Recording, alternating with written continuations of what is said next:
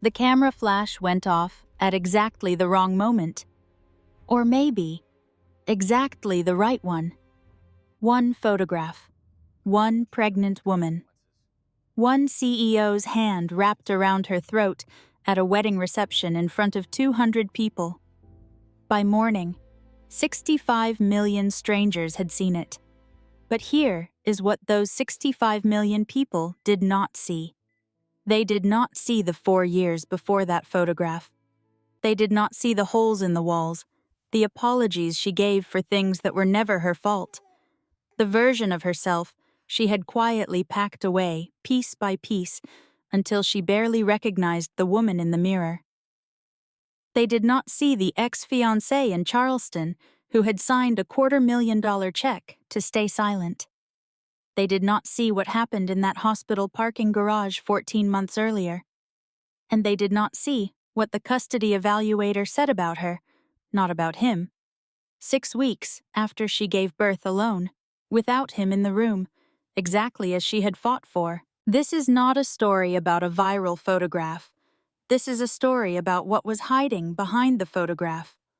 Behind the charm and the company worth hundreds of millions, and the man everyone loved at every party he walked into.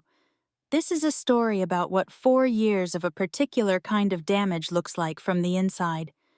And it is a story about what one woman did when she finally stopped explaining it away.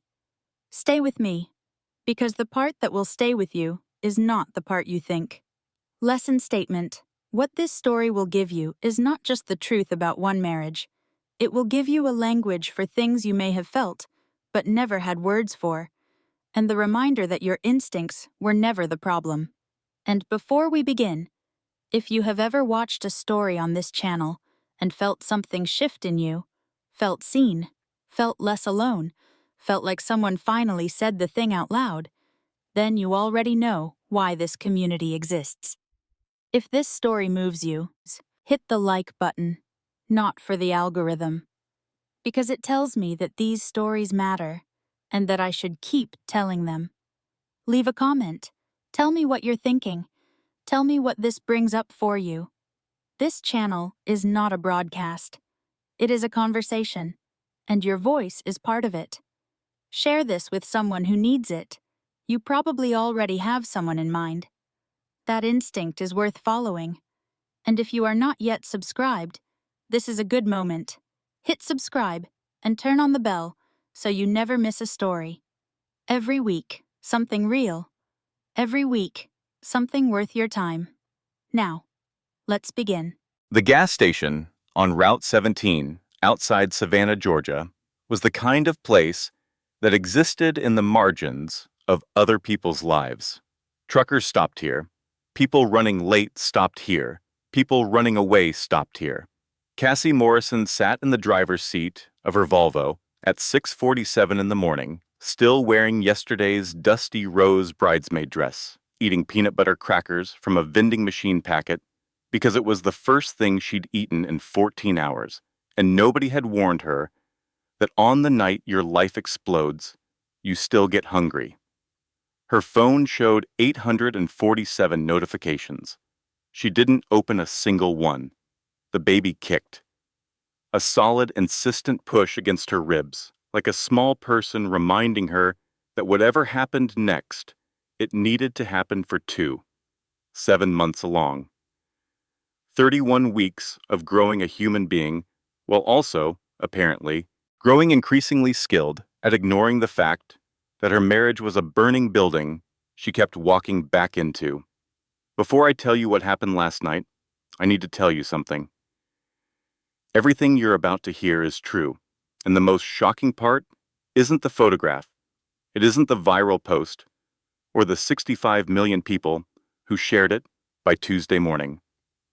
It isn't even what my husband did at that wedding reception in front of 200 people and one very alert photographer.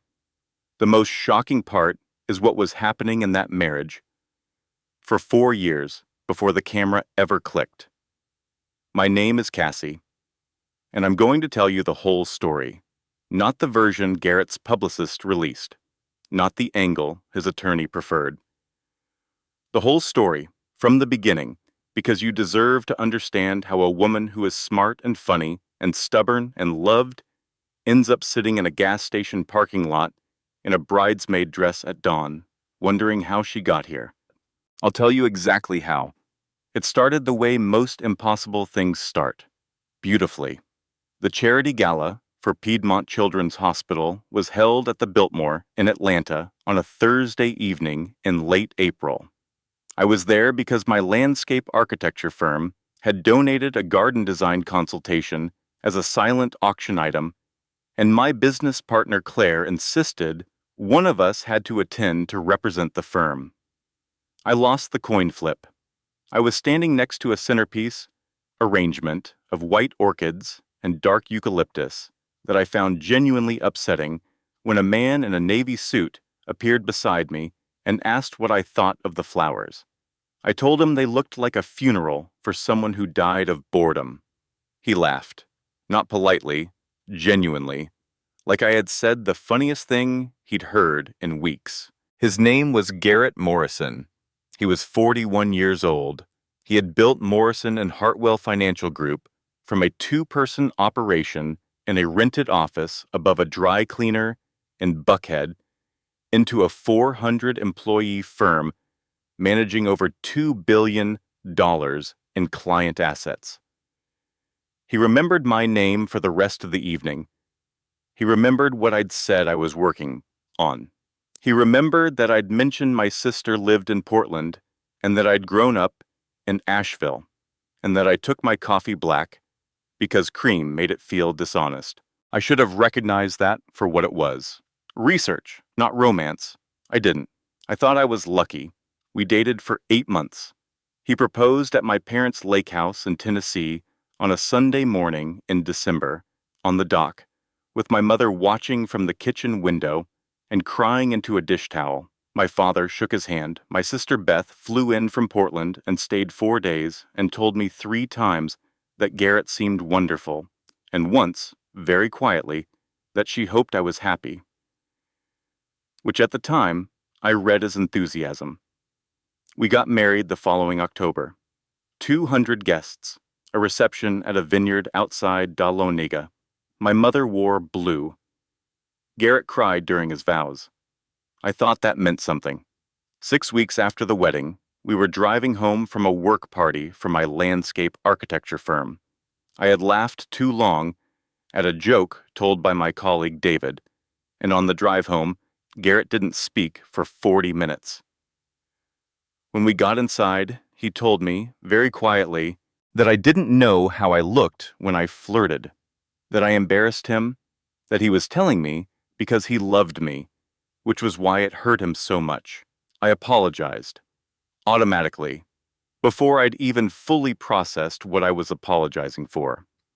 I want you to remember that moment, not because Garrett was right, but because that apology, the one I gave when I had done absolutely nothing wrong, was the first brick in a wall I would spend 4 years building around myself. I laid it myself. He just kept handing me the materials. Here's what I want you to understand about Garrett Morrison before I tell you the rest. He was not a monster every day. If he had been, this would be a simpler story. Simpler stories are easier to leave. Garrett was the man who learned the name of every server at every restaurant we frequented and always left 25% and remembered their kids' names. He was the man who drove 40 minutes each way to bring my mother soup when she had knee surgery without being asked, without mentioning it again. He was the man who built a company that employed 400 people and genuinely cared whether those people had good health insurance and whether their kids had college savings plans and whether the cleaning crew at the office felt respected. He was also the man who, 8 months into our marriage, put his fist through the drywall in our bedroom because I asked whether we could talk about his drinking. He was both of these people, completely and simultaneously. And that is the thing about abusers that nobody tells you until you're already inside it. They are not one thing. They are a weather system, and you become a very skilled meteorologist. By our second anniversary, I could read the warning signs the way other people read traffic. The particular set of his jaw, the way his eyes went flat and still like a lake before a storm, the slight increase in the pace of his drinking, the way he'd start sentences with your name, Cassie, said in a tone that meant the sentence was going to end somewhere painful. I developed strategies. I would suggest leaving events before he reached his fourth drink. I would steer conversations away from topics that historically went wrong. I would preemptively agree with positions I didn't hold to avoid the argument that would follow if I disagreed. I called it managing the marriage. My therapist, who I started seeing in our third year, though I didn't tell Garrett, called it something else. Here is some important truth, and I want you to really hear this. What I was doing had a name: hypervigilance. It's a survival response. It develops in people who live with unpredictable threat because monitoring the environment is how you stay safe. It is also exhausting in a way that is almost impossible to describe to someone who hasn't lived it. It is like running a low-grade fever every single day. You function, you appear normal, but you are always working. There were good stretches, long ones sometimes, 2 or 3 months, where Garrett would be the man from the gala, charming and warm and genuinely funny, and the person I had married. During those stretches, I would convince myself that the other version was an aberration, that stress explained it, that we had turned a corner. We never turned a corner, we just walked in circles. Rachel and Tom Whitfield's wedding fell on the first Saturday of October, our 4th year of marriage. Rachel was one of my closest friends from graduate school. The Whitfield Family Country Club in Savannah was exactly as beautiful as you'd expect, which is to say, aggressively, exhaustively beautiful. The kind of place where every surface had been considered and no corner had been left unconsidered. I was a bridesmaid, dusty rose dress I'd actually picked myself because Rachel let us choose, which felt like an enormous gift. I had been on my feet for 6 hours. My ankles had swollen past the point where my shoes fit properly. The baby had been active all evening, kicking with the enthusiasm of someone who had somewhere to be. Garrett had been drinking since the cocktail hour. I knew his count. I always knew his count. By 8:30, he was on his 4th bourbon. The band was playing something with a trumpet. Rachel was dancing with her new husband and laughing with her head thrown back. And I remember thinking she looked like someone who had never been afraid in her own home. And I remember thinking I wasn't sure I knew what that felt like anymore. I found Garrett near the bar and told him I needed to sit down for a few minutes. Just 10 minutes. My feet were hurting, and the baby was pressing on everything. He looked at me with the flat eyes. "You're making yourself the story again," he said. His voice was pleasant. Anyone passing would have thought we were discussing the weather. I told him I wasn't trying to make anything. I was 31 weeks pregnant, and my feet were swollen. "Other women manage," he said. I reached for his arm. His hand came up so fast I didn't track it. His fingers wrapped around my throat. Not squeezing. Not yet. Just present. A warning. A reminder of what he could do if he chose to. The baby kicked hard. Both my hands flew to my belly, instinctive, protective. And then the flash went off. Here's the first thing I need to tell you about that moment, because it matters. My first thought was not fear. My first thought, the one that arrived before anything else, was shame. Not his shame, mine. I thought, what did I do to make him do that in public? That thought, not the photograph, was the worst thing about that night. Claire Dawson was 29 years old, 5'2", and had been second shooter at 43 weddings, without anything more dramatic than a flower girl crying and a groomsman fainting during vows. She had been watching Garrett Morrison for most of the reception, not because she suspected anything specific, because he made her feel the way certain dogs made her feel, friendly on the surface, something else underneath. And she had learned to trust that feeling, even when she couldn't explain it. When she saw his hand move, she raised her camera on instinct. She took 22 photographs in 40 seconds. The sequence showed everything. Garrett reaching for me stepping back, his hand shooting out, his fingers extending, contact, his thumb against my windpipe, my hands flying to my belly, my face. My face showed everything I had spent 4 years hiding. Claire later told me she didn't look at the photos right away. She put her camera down and watched what happened next, which was Garrett's face shifting from rage to sudden awareness, his hand dropping, his posture changing, the performance of concern snapping into place like a mask applied in one practiced motion. She said she had seen that transition before, in someone close to her, and that it was the transition more than the hand that told her what she was looking at. The photo that went viral, the one that 65 million people saw, was not Claire's. It belonged to Brandon Whitfield, Rachel's cousin, who had caught a single blurry frame on his phone from 30 feet away and posted it at 11:47 that night with the caption, "This just happened at my cousin's wedding. That is a pregnant woman. That is her husband."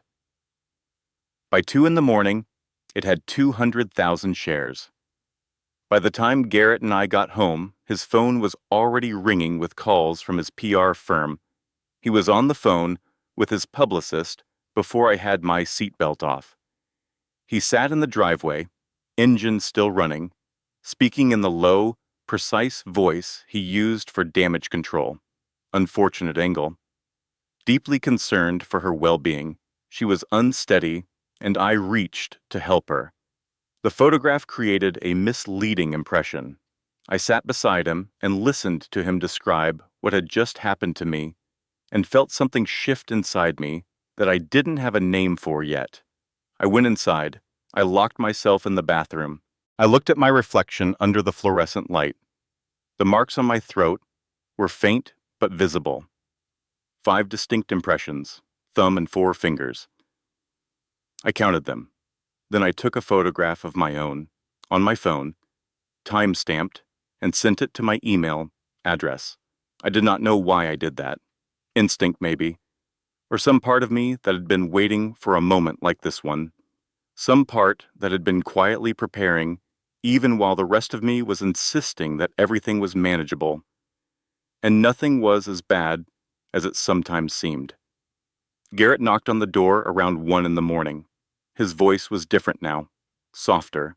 The post-incident voice, the one that came after, the one that sounded like the man I had married. "Baby," he said, "I know that looked bad. I know you're scared. I need you to know that I would never intentionally hurt you."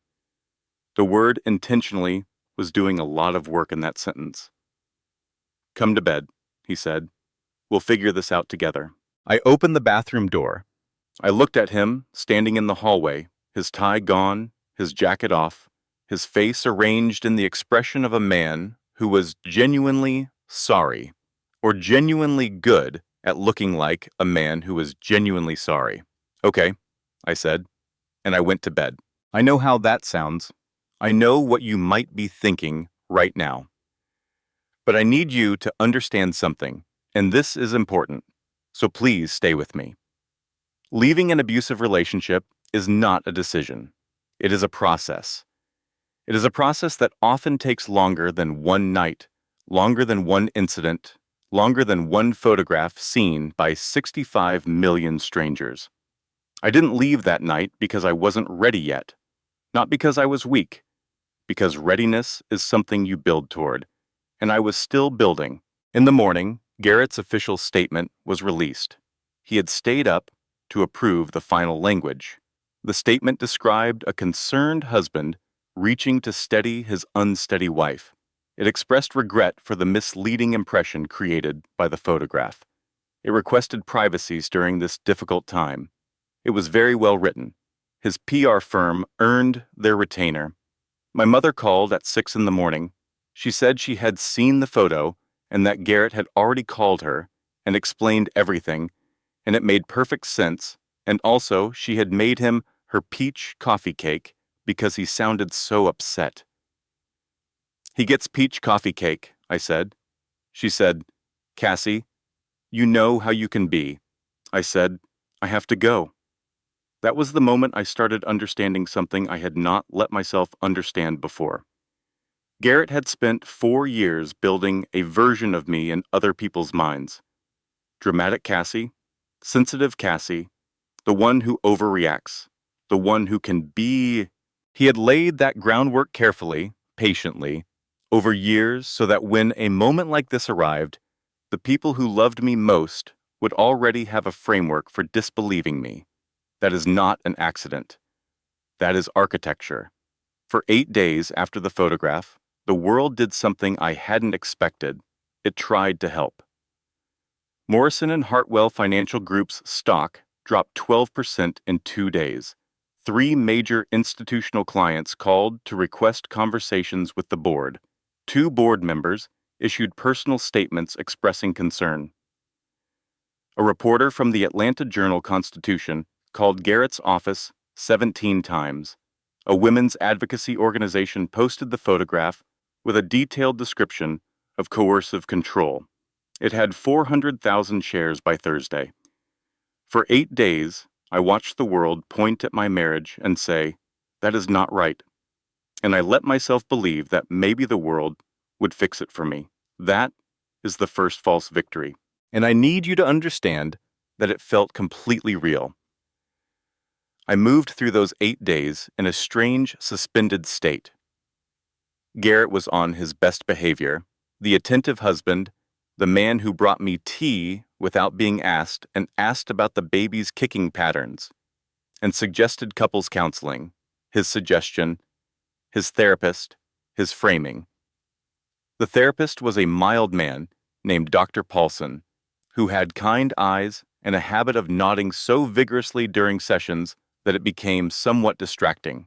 He seemed to have received a particular version of our marriage from Garrett and was operating from that version with great sincerity. In our second session, he suggested that I explore what triggers my need for external validation. I want to be clear about something. I was 31 weeks pregnant. My husband had wrapped his hand around my throat at a wedding, and this man was asking me to explore my triggers. I said, "Dr. Paulson, with great respect, I don't think my need for external validation is the primary clinical concern in this situation." He nodded vigorously. It was during that second week that I received a text from an unknown number. It said, "This is Claire Dawson. I was the second shooter at the Whitfield wedding. I have 22 photographs I think you should see. I haven't sold them, I haven't released them, but I need you to know they exist, and I need to talk to you before I decide what to do with them." I stared at that message for a long time. Then I called her. We met at a diner outside Savannah, a place with laminated menus and coffee that was aggressively mediocre, and a corner booth where nobody would recognize us. Claire arrived first. She was smaller than I expected, with dark hair pulled back and careful eyes and the kind of stillness that suggests a person who observes more than they reveal. She had a laptop with her. She didn't show me the wedding photos first. She showed me something else. 14 months earlier, Claire had been hired to photograph a corporate event for Morrison and Hartwell, a client appreciation evening at a downtown Atlanta hotel. While reviewing her archive afterward, she had found, in a sequence she almost deleted, a series of images from the hotel parking garage. The images showed Garrett and a woman. The woman was not his assistant. She was not a colleague in any sense I recognized. Her name, Claire told me quietly, was Sloane Whitaker. I had heard that name once. 3 years earlier, Garrett mentioned an ex-fiancée from before we met. Briefly, dismissively, told me they hadn't spoken in years. Sloane. He said her name once and never said it again. In the photographs, taken from a distance by a camera that hadn't known what it was documenting, they were not arguing. They were not reconnecting as old acquaintances. They were something else entirely. There was a folder on Claire's hard drive labeled MHFG Corporate, Do Not Deliver. I almost deleted them, Claire said. I kept telling myself it wasn't my business. But then the wedding photographs happened, and I thought, someone has to make it their business. I looked at those photographs for a long time. Then I asked Claire what she wanted. Nothing, she said. I'm showing you because you deserve to know everything that I know. What you do with it is yours to decide. I drove home in a state I can only describe as very quiet and very loud simultaneously. The radio was on. I didn't hear it. I called my college roommate Dana from the parking lot of a grocery store. Dana is a paralegal in Charlotte. She has, in her own words, the research instincts of a bloodhound and the patience of someone who has successfully disputed 4 parking tickets. She once tracked down a man who had ghosted her using only a Venmo transaction and a blurry photograph of his dog. I did not ask her to elaborate on that. I told Dana about Sloane Whitaker. I gave her everything I had. 48 minutes later, Dana called me back. Sloane Whitaker, 39 years old, lived in Charleston, South Carolina, formerly engaged to Garrett Morrison. The engagement ended 6 years ago. I need to meet her, I said. I know, Dana said. I already found her address. Charleston in November is the most beautiful it ever is. The light goes golden in the afternoons, and the old houses on King Street look like something from a story, wrought iron and wisteria, everything softened by the angle of the sun. I drove down on a Thursday. Beth, my sister, came with me. She had flown in from Portland the week before and installed herself on our guest room and refused to leave, which was the best thing that had happened to me in recent memory. Sloane Whitaker was already at the coffee shop when we arrived. She was sitting with both hands wrapped around a mug, wearing sunglasses she didn't take off for the first 10 minutes of our conversation. She was 39 and looked both older and younger than that simultaneously. The way people look when they have been through something that aged them and then had years to recover from it. She and Garrett had been engaged for 2 years. She had loved him, she said, with the particular intensity of someone who believed she had found her person after years of not finding them. He was wonderful, she said, and then he wasn't. The incident that ended the engagement happened during an argument about her promotion. She had been offered a senior position at her firm in Charleston, which would require her to move. Garrett did not want her to move. The argument escalated. He put her hand through a glass door. Not the wall, her hand. She went to the emergency room. She told them she had tripped. She called Garrett from the hospital, and he cried on the phone and told her he was so sorry, and that he didn't know what happened, and that he was going to get help, and that he loved her more than he had ever loved anyone. She didn't go back. That much she had managed, but then came the conversation with his attorney.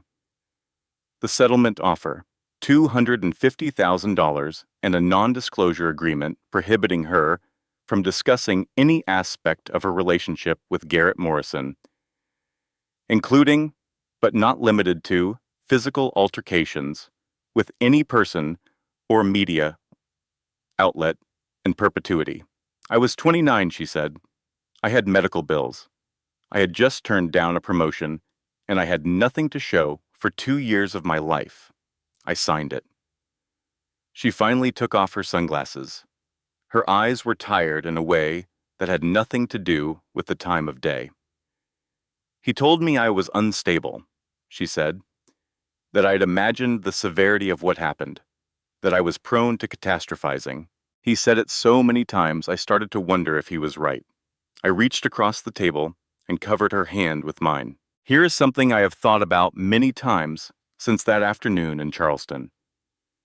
Gaslighting has a very specific fingerprint.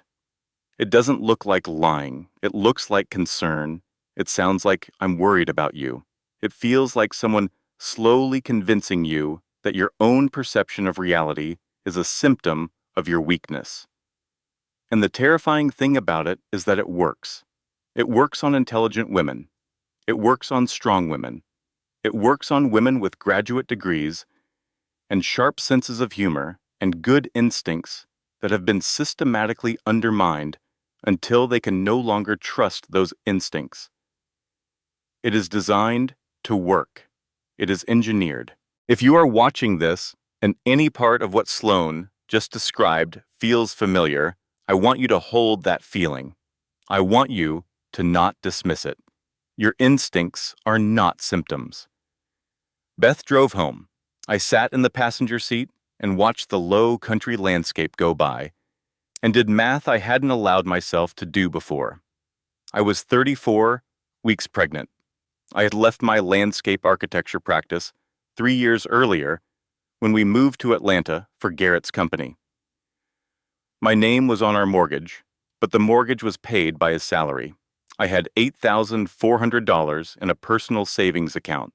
$8,400, a baby coming in 5 weeks, and a husband who had done this before, who had done it to someone else and paid for the silence and continued as though it hadn't happened. It wasn't an accident that I had no income. It wasn't coincidence that I had left my career. He had built a version of our life in which leaving was genuinely difficult, practically speaking, and I had helped him build it because at each individual decision point, it seemed reasonable, and I was in love, and I did not see the architecture until I was standing inside the building with no clear way out.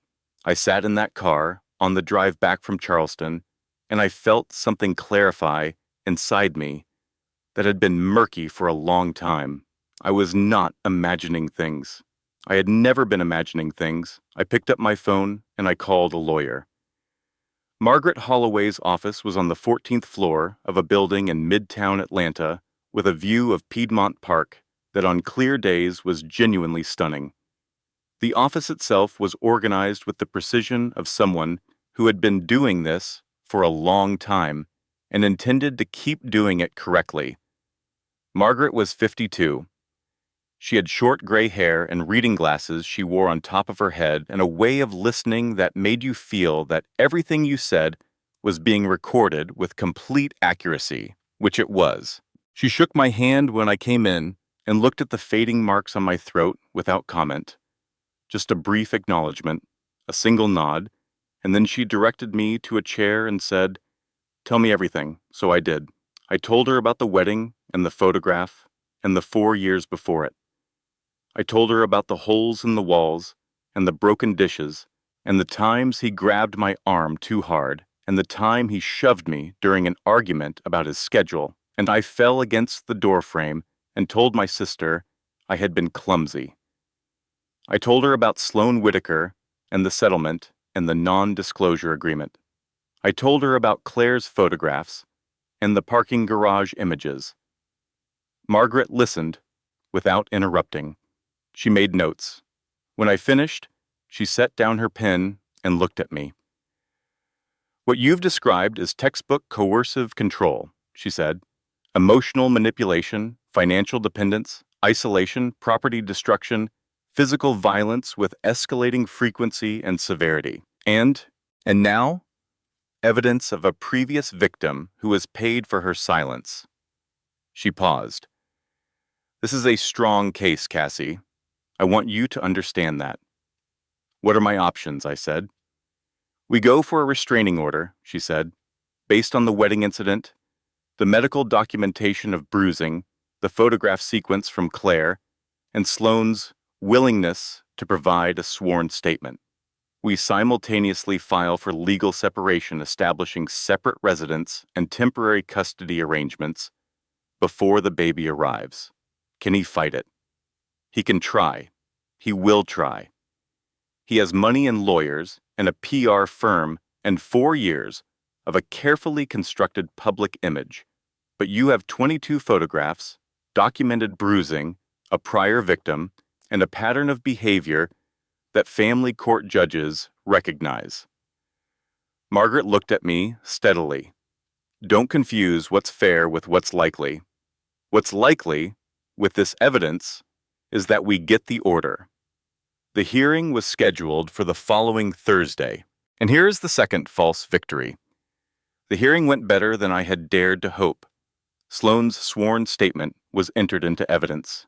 Claire's 22 photographs were submitted with timestamps and technical certification of their authenticity. My medical photographs of the bruising were documented. 3 text messages from Garrett, sent in the days after the wedding, messages in which he implied I was making him look like a monster and that I would regret it, were entered as evidence of ongoing intimidation. The judge, a woman named Patricia Harmon, who had been on the family court bench for 16 years, reviewed everything with the focused attention of someone who had seen this particular story before and was not inclined to be fooled by the formatting. She granted the temporary restraining order in 40 minutes. Garrett was required to vacate the marital home. He was prohibited from contacting me directly. All communication was to go through attorneys. He was to remain 500 feet from my person and residence. I sat in the car in the courthouse parking lot with Margaret and Beth, and I let out a breath I felt like I had been holding for 4 years. Beth hugged me. She said, "It's going to be okay." I believed her. For exactly 3 weeks, I believed her. Then Garrett's attorney called Margaret with a settlement offer. It was, on paper, extraordinarily generous. The marital home, child support calculated above standard guidelines, a lump sum payment that would give me financial independence for years. A custody arrangement that gave me primary physical custody with generous visitation terms. Margaret called me the same afternoon. "Read Section 14, subsection C before you respond to anything," she said. Section 14, subsection C was a non-disclosure agreement. I agree never to discuss, publish, reference, referent, characterize, or describe any aspect of my marriage, including, but not limited to, events occurring at the Whitfield wedding reception, the history of my relationship with Garrett Morrison, or any third-party claims related to his prior conduct, including the photograph, including Sloane, including everything. He wasn't offering me a settlement. He was buying my silence. The same transaction he had made with Sloane, now offered to me, because it had worked once and he believed it would work again. I called Margaret back in less than 24 hours. "I'm not signing," I said. "Good," she said. "I was hoping you'd say that." 3 days after I rejected the settlement, Morrison and Hartwell's board of directors issued a statement. It was carefully worded. It expressed the board's commitment to a thorough review of all relevant information. It noted that questions had been raised about the authenticity and sequencing of photographic evidence circulating in the media. It announced that the company had engaged a digital forensics firm to conduct an independent analysis. The forensics report came out 6 days later. It suggested that the photographic sequence, published by various media outlets, may have been selectively ordered to imply a narrative not supported by the full evidentiary record. It went viral within 4 hours. Not because it was credible.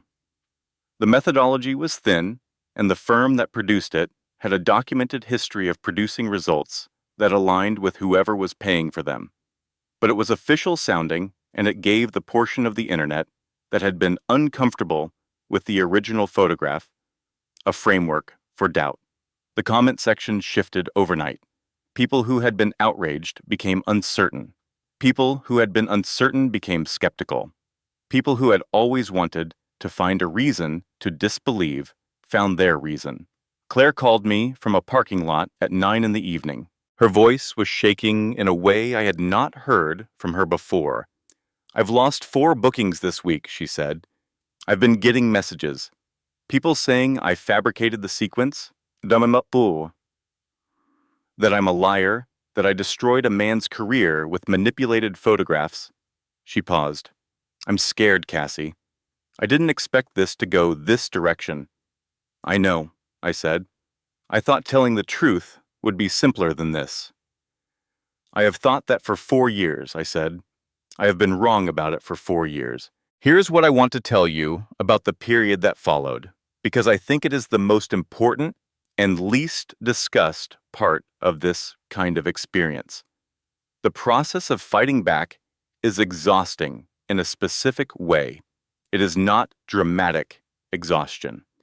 It is the exhaustion of paperwork and phone calls and attorney consultations and documenting every communication and showing up to every appointment on time, even when you have been awake since 3 in the morning because the baby is pressing on your ribs and you cannot find a comfortable position in any configuration. It is the exhaustion of being required to be rational and organized and clear-headed during the worst period of your life, because the systems that are supposed to protect you require coherence to function. And then my mother called. I want to be fair to my mother.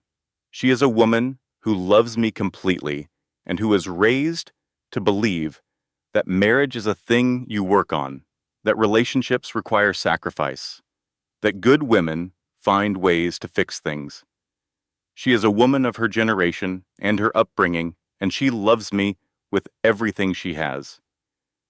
She called to tell me that Garrett had reached out to her, that he sounded genuinely remorseful, that he had asked whether there was any possibility of a conversation, all of us together, for the sake of the baby. She said, I just think for the baby's sake, maybe you could hear him out. I sat with the phone against my ear and felt the specific loneliness of being asked by someone who loves you to walk back into the fire. I said, Mom, I'm going to need a few days. I hung up and didn't call her back for 11 days. The loneliest I have ever felt in my entire life was not a night alone in that house with Garrett. It was that phone call, because I understood that the people who love you most can still, with the very best intentions in the world, ask you to choose their comfort over your safety. 2 weeks after that call, I woke at 2:37 in the morning to sharp pain radiating across my lower abdomen. Beth was asleep on the couch. I called her name. She was awake and at my bedroom door before I finished the word. The drive to Piedmont Atlanta Hospital took 11 minutes. Beth ran 2 red lights. She narrated the entire drive in a furious whisper because she was too frightened to be loud. The diagnosis was partial placental abruption, stress-induced. The baby's heartbeat was present and strong but elevated. The on-call physician, Dr. Ann Garrett, which is a coincidence I could have done without, told me I needed to be admitted for observation and that the situation, while manageable, was a direct result of sustained high stress levels. I am 35 weeks pregnant, I told her. My husband has a restraining order against him, and I am in the middle of a legal separation and a custody negotiation. Dr. Garrett looked at me for a moment. Then she said, Your only job right now is to keep this baby inside you for at least 2 more weeks. Everything else is secondary. At 5 in the morning, Garrett appeared at the hospital. He was calm, appropriate, concerned. He told the admitting desk he was the father of my child and requested access to my floor. Margaret Holloway drove to the hospital at 5:15 in the morning in her pajama pants with a printed legal brief she had produced at a copy shop on the way. She argued the restraining order to hospital security for 22 minutes in a corridor outside the maternity ward, while I lay in a room 40 feet away being monitored for premature labor. I want to be clear. Margaret Holloway showed up to a hospital at 5 in the morning in pajama pants for me. That woman deserves a monument in a prominent public location. The restraining order held. Garrett was escorted from the building. I lay in my hospital bed and listened to my baby's heartbeat on the monitor and thought about the fact that I had done everything right. I had gotten the lawyer. I had gotten the order. I had documented everything. I had refused the settlement. I had told the truth. And I was still lying in a hospital bed at 35 weeks because the sustained stress of his behavior had put my baby at risk. That is the second catastrophe, and it had a face and a name and a $2 billion company behind it. My daughter was born at 2:17 in the morning on a Thursday in November, 5 pounds, 11 ounces, 20 inches long. She arrived 3 weeks early, impatient, it seemed, to get started. They placed her on my chest, skin to skin, and she opened her eyes and looked at me with the unfocused, serious gaze of someone who had a great deal of processing to do. I said, "Hi." I said it out loud in a hospital room with Beth crying in the corner and a nurse adjusting equipment and a monitor beeping its steady reassurance. "Hi, baby girl. I'm your mom. I've been waiting for you." She made a small sound, not a cry, a greeting.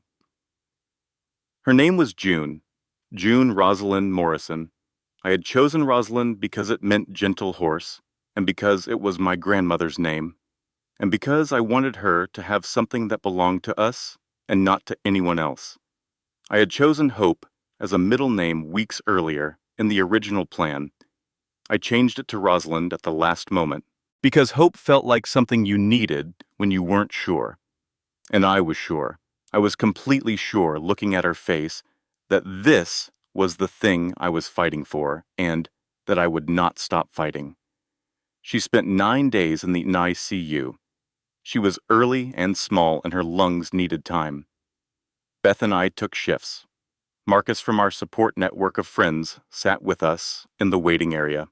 Nicole drove down from Charlotte and stayed a week and cried every time she held June, which was often. On the third day, Garrett came. The restraining order had a provision, negotiated by Margaret and Garrett's attorney, and approved by the court, allowing a supervised 1-hour visit in the context of the baby's hospitalization. Margaret was present. A hospital social worker was present. A security officer stood outside the door. He looked terrible. He had lost weight. His suit hung on him differently. His face had the quality of a person who had not been sleeping. When they put June in his arms, his whole body changed. He looked at her the way I remembered him looking at things that genuinely moved him, the way he had looked at the vineyards on our wedding day, the way he had looked at me once, before I knew what was underneath. "She's perfect," he said. His voice cracked. He held her for the hour. He spoke to her quietly. He touched her tiny hand with one finger, and she wrapped her fist around it, automatic, reflexive, her body already trusting before her mind knew there was anything to think about. I watched from across the room. This man, holding my daughter with complete tenderness, was the same man who had put his fingers around my throat. Both of these things were true at the same time. Both versions of him were real. That was the tragedy that nobody's photograph could capture, that love and danger can live in the same person, that you can grieve someone who is still alive, that you can want something to be different than it is until the wanting itself becomes its own kind of wound. When the hour was over, he handed her back to the nurse. He thanked me for allowing the visit. His attorney had coached him well. Then he looked at me directly for the first time. "I'm in therapy," he said. "Real therapy. Not Dr. Paulson. Someone who is actually making me look at things I don't want to look at. I'm not telling you that as leverage. I'm telling you because I want you to know." I nodded once. He left. I sat with June for a long time afterward, watching her breathe in the incubator, her chest rising and falling with the steady insistence of someone who intended to keep going. I had not forgiven him. I was not close to forgiving him, but I understood something sitting there that I think matters. You can grieve the marriage you thought you had, and still leave. You can love the father of your child and still protect your child from him. You can want the story to have been different and still refuse to pretend that it was. Those things can exist simultaneously. In fact, they almost always do. 6 weeks after June came home from the NICU, the world did something I had allowed myself to believe was no longer possible. It knocked me down again. The third false victory had felt solid. The forensics report had been publicly debunked by an independent firm hired by a journalism advocacy organization. 3 former Morrison and Hartwell employees, 2 women and 1 man, had come forward with workplace harassment complaints previously settled under non-disclosure agreements. Garrett had resigned from the company before the board could vote on his removal. The board statement was categorical.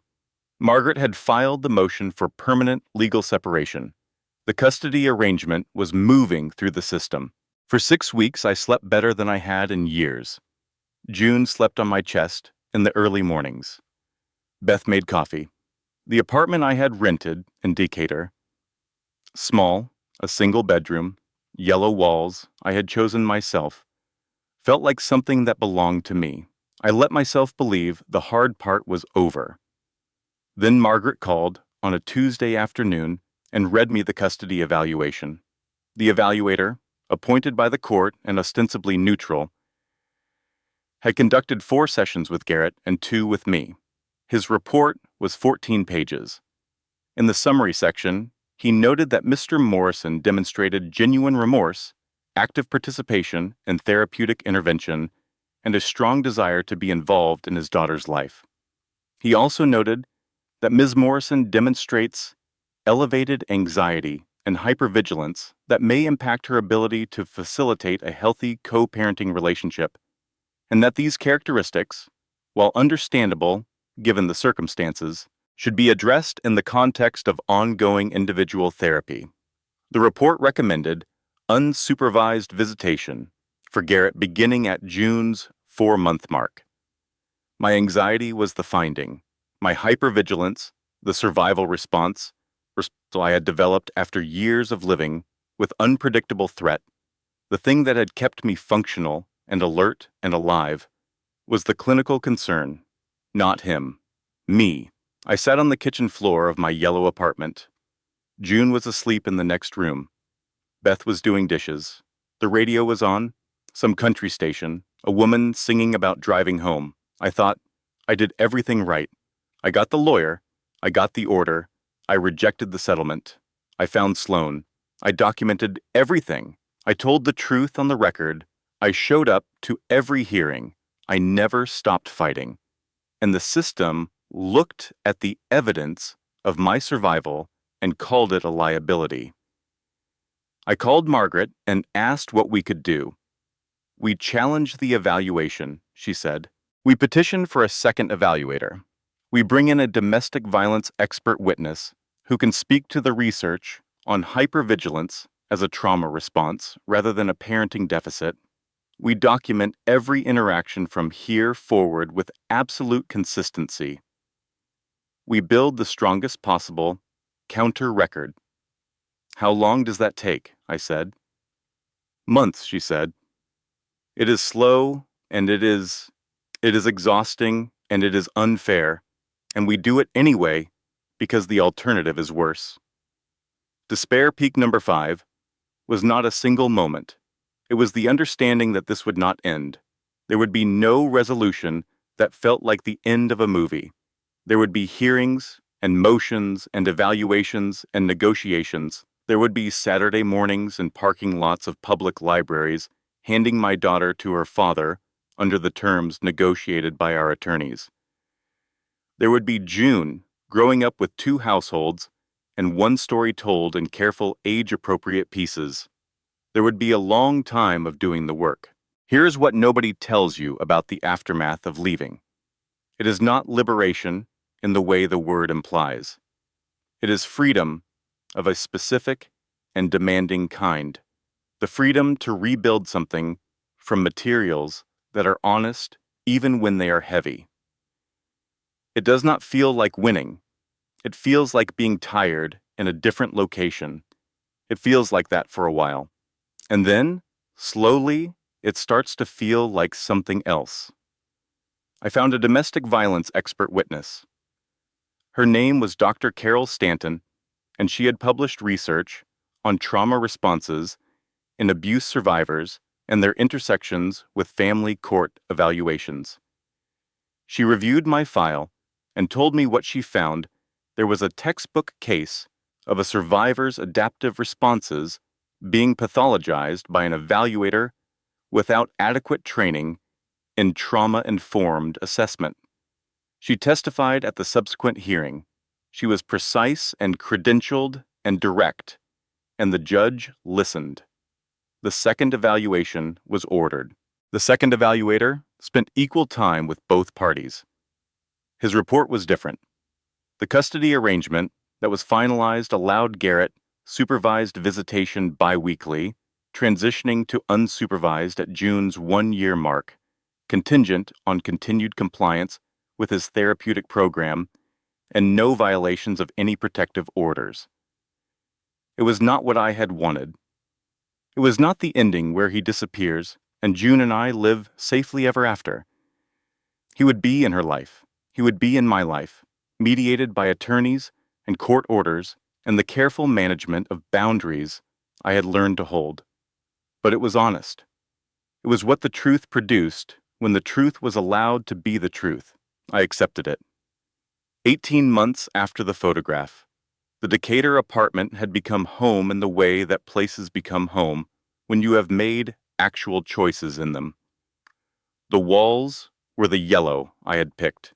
The fig tree in the corner was mine.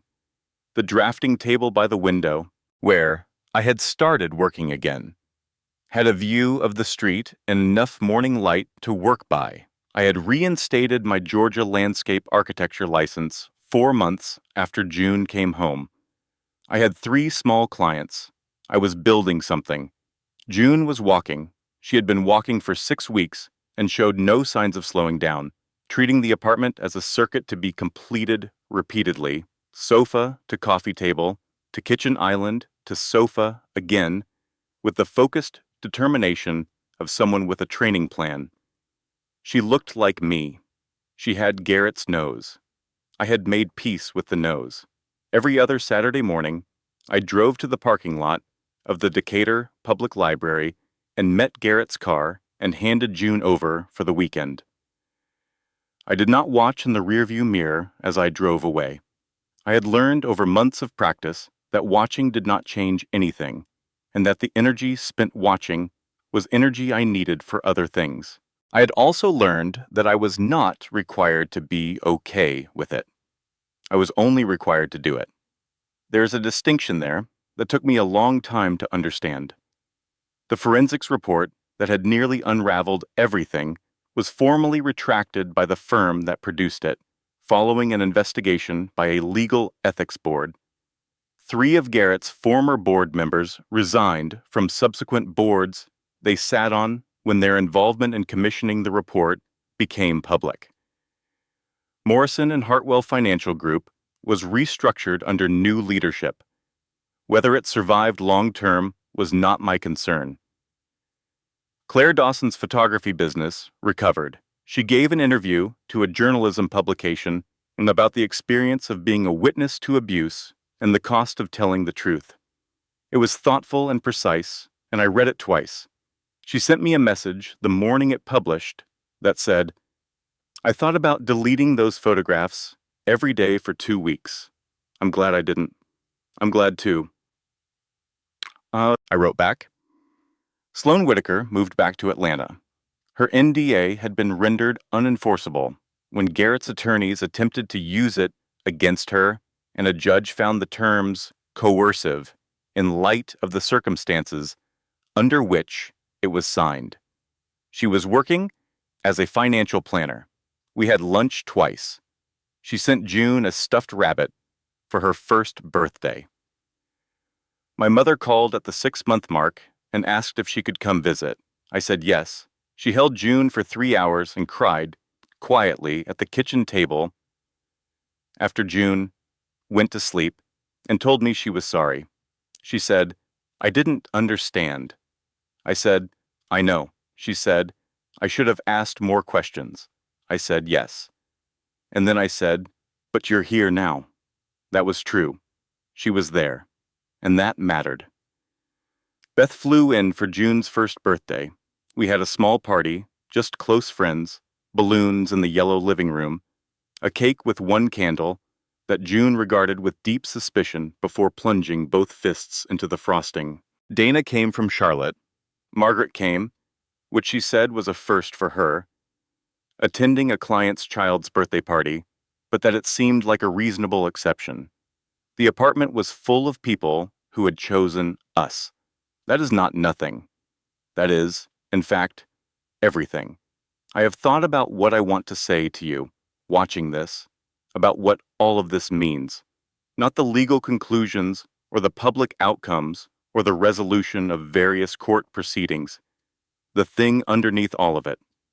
Here's what I know. I spent 4 years in a marriage that required me to be smaller than I was, quieter, more careful, more apologetic. I learned to monitor someone else's emotional weather so constantly that I lost track of my own. I gave apologies I didn't owe. I canceled plans to manage moods that were never mine to manage. I explained away evidence that my own perception was trying to offer me. And I want to tell you that I was not uniquely foolish. I was not weak. I was not someone who should have known better from the beginning. I was a person in love with someone who had learned, somewhere along the way, that control felt like safety, and that fear was a reasonable substitute for respect. That is his damage to carry. It was never mine to fix. The yellow walls were my idea. The fig tree was my idea. The drafting table by the window, where I am rebuilding something that belongs to me, that is my idea. June is my idea, in every way that matters. And I am, 18 months later, still doing the work. Still in therapy. Still learning what it feels like to take up space without calculating whether I'm allowed to. Still, some mornings, surprised by how quiet the apartment is, surprised that the quiet is not threatening. That is the ending, not triumphant, not a clean resolution with a bow. A woman in a yellow apartment on a Saturday morning, making coffee, listening to her daughter pull herself along the furniture in the next room, doing the ordinary daily work of building a life that is honest. That is what surviving looks like. And it is enough. The lesson, before I go, I want to sit with you for a few minutes, because I did not share this story for the drama of it, though I know the drama is real. I shared it because I know some of you are living inside a version of this right now, and I want to talk directly to you. The first thing I want to tell you is about the beginning. Abuse does not begin with violence. It begins with small erosions. An apology you gave when you didn't owe one. A plan you canceled because his mood was wrong that day. A laugh you swallowed because the room didn't feel safe for it. A version of yourself that got a little quieter, a little more careful, a little more apologetic, so gradually you didn't notice the change until you looked back at photographs from 3 years ago and didn't quite recognize the person in them. Pay attention to the erosions. They are the evidence. The second thing I want you to know is this. Loving someone and being safe with someone are two different things. You can love the person you thought he was while also acknowledging that the person in front of you now is not safe. You can grieve the relationship you wanted to have while also recognizing that you cannot stay in the relationship you actually have. Those two things are not contradictory. They exist together in almost every person who has ever had to make this decision. You are allowed to feel both. The third thing is about the systems. The restraining order is paper. The lawyer is not a guarantee. The evaluator can get it wrong. The process can be slow and expensive and exhausting, and sometimes, after you have done everything right, the system still fails to see clearly. I need you to know this, not to discourage you, but to prepare you. Keep documenting. Keep building your record. Find your Margaret Holloway. Find your Dr. Stanton. The system is imperfect, and it is still, often, the best available tool. Use it with eyes open. The fourth thing is about leaving. If you have tried to leave and gone back, you are not a failure. You are not weak. The research on domestic violence is consistent and clear on this. People leave abusive relationships an average of 7 times before leaving for good. 7. If you are on attempt 2 or 3 or 4, you are not failing. You are in the middle of the process. The process is not linear. It does not require you to get it right on the first try to count as real. Keep going. The fifth thing is the simplest and the hardest. Ask for help before you think you need it, not when things reach a crisis point. Now, tell one person the truth. One friend, one family member, one person who will hear you without immediately trying to explain what you might have done differently. You don't need to have a plan. You don't need to have already decided anything. You just need to stop carrying it entirely alone. The National Domestic Violence Hotline is available 24 hours a day at 1-800-799-7233. You can also text START to 88788. You do not need to be ready to leave to call. You can call simply to talk to someone who understands what you're describing. That is enough reason. If any part of this story felt familiar, please share it with someone who might need to hear it, not for the numbers. Because one of the most isolating things about being inside an impossible situation is the belief that you are the only one, that what is happening to you is too specific, too complicated, too hard to explain. You are not the only one. You have never been the only one. The photograph went viral. 65 million people saw 1 second of my marriage. What you heard today is the rest of it. I am still here. And if you are watching this, fighting your own version of this fight, so are you. If this story stayed with you, hit that like button and subscribe for more stories like this one. Stories that are real and complicated and honest about the parts that don't get resolved neatly. I'll be here every week. I'll see you in the next one. Editorial disclaimer. The content in this video has been carefully researched, constructed, and manually edited by our team with the sole purpose of delivering meaning, emotional truth, and genuine value to our audience. This story is presented in dramatic narrative form for storytelling purposes. It is intended to illuminate real experiences, spark meaningful reflection, and support anyone who may recognize themselves in what they hear. We do not produce content for shock value. We produce it because stories like this one deserve to be told with care, and because the people living inside them deserve to know they are not alone.